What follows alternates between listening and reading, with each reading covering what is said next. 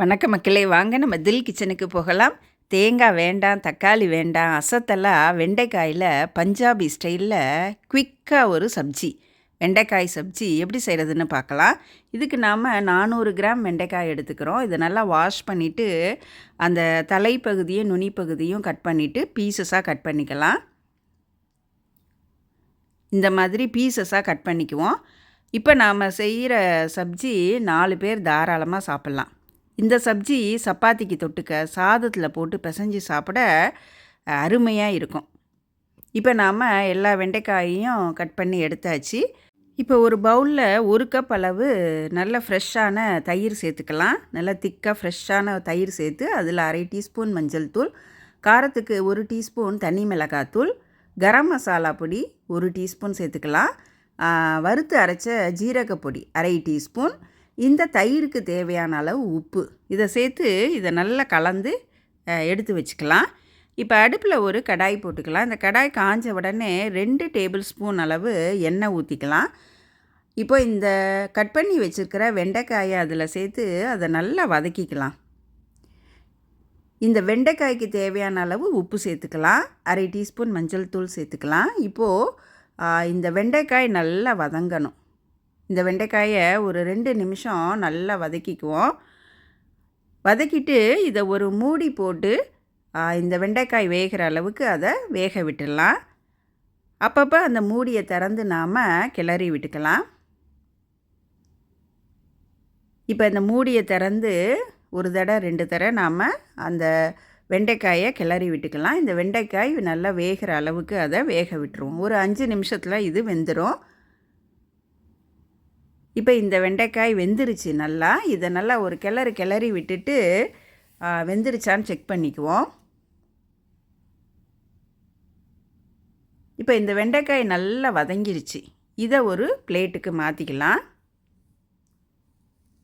இப்போ அதே கடாய் அடுப்பில் போட்டு 2 டேபிள் ஸ்பூன் அளவு எண்ணெய் சேர்த்துக்கலாம்.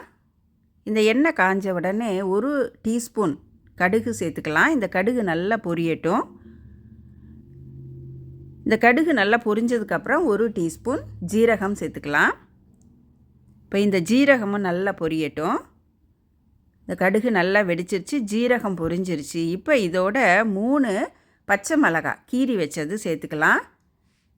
விருப்பப்பட்டால் நீங்கள் பொடியாக நறுக்கி கூட சேர்த்துக்கலாம். 1 டேபிள் ஸ்பூன் அளவு நல்ல பொடியாக நறுக்குன பூண்டு அதை சேர்த்து ஒரு வதக்கிட்டு 1 டேபிள் ஸ்பூன் அளவு இஞ்சி அதையும் நல்லா பொடியாக நறுக்கி அதோடு சேர்த்துட்டு 2 பெரிய வெங்காயம் அதை பொடியாக கட் பண்ணி வச்சுருக்குறோம். இந்த 2 பெரிய வெங்காயம் கட் பண்ணி வச்சது அதையும் சேர்த்து இதை நல்லா வதக்கிக்கலாம்.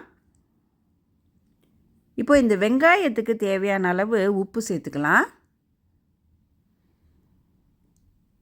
இதை நல்லா வதக்கிக்கணும். இந்த வெங்காயம் நல்லா கலர் மாற ஆரம்பிக்கணும்.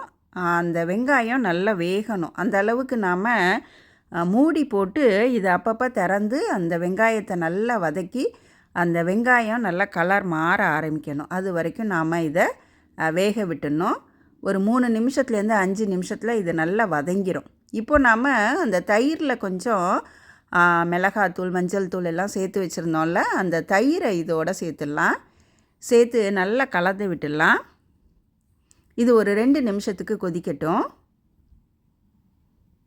இப்போ இது 2 நிமிஷம் கொதிச்சிருச்சு. இதை நல்லா கலந்து விட்டுடலாம். இப்போ கொஞ்சம் தண்ணி சேர்த்துக்கலாம். நான் அந்த தயிர் பாத்திரத்தில் கொஞ்சம் தண்ணி விட்டு அதை சேர்த்தாச்சு. இப்போது நல்லா வதக்கி வச்சுருக்கிற அந்த வெண்டைக்காயும் இதில் சேர்த்துக்கலாம். சேர்த்துட்டு இதை நல்லா கலந்து விட்டுடலாம். கலந்து விட்டுட்டு இது கொஞ்சம் கொதிக்கட்டும். இப்போது இந்த தயிர் மசால் அந்த வெண்டைக்காய் எல்லாம் சேர்ந்து ஒரு 5 நிமிஷத்துக்கு அது வேகட்டும். இதை மூடி போட்டு அப்பப்போ நாம் கிளறி விட்டு இதை வேக விட்டுடலாம். இப்போ ஒரு 5 நிமிஷத்துக்கு அந்த தயிர் வெண்டைக்காய் எல்லாம் சேர்ந்து வெந்துருச்சு, நல்லாவும் கொதிச்சிருச்சு. இப்போது நாம் ஒரு கைப்பிடி அளவு கொத்தமல்லி பொடியாக நறுக்குனது அதை தூவி நாம் ஸ்டவ்வை ஆஃப் பண்ணிடலாங்க. அவ்வளோதான், நமக்கு சூப்பரான தஹி பிந்தி நமக்கு ரெடி ஆயிருச்சு. இப்போ இதை ஒரு பிளேட்டுக்கு மாற்றிடலாம். இதுக்கு மேலே கொஞ்சம் டெக்கரேஷனுக்கு நாம் கொத்தமல்லி தூவிடலாங்க.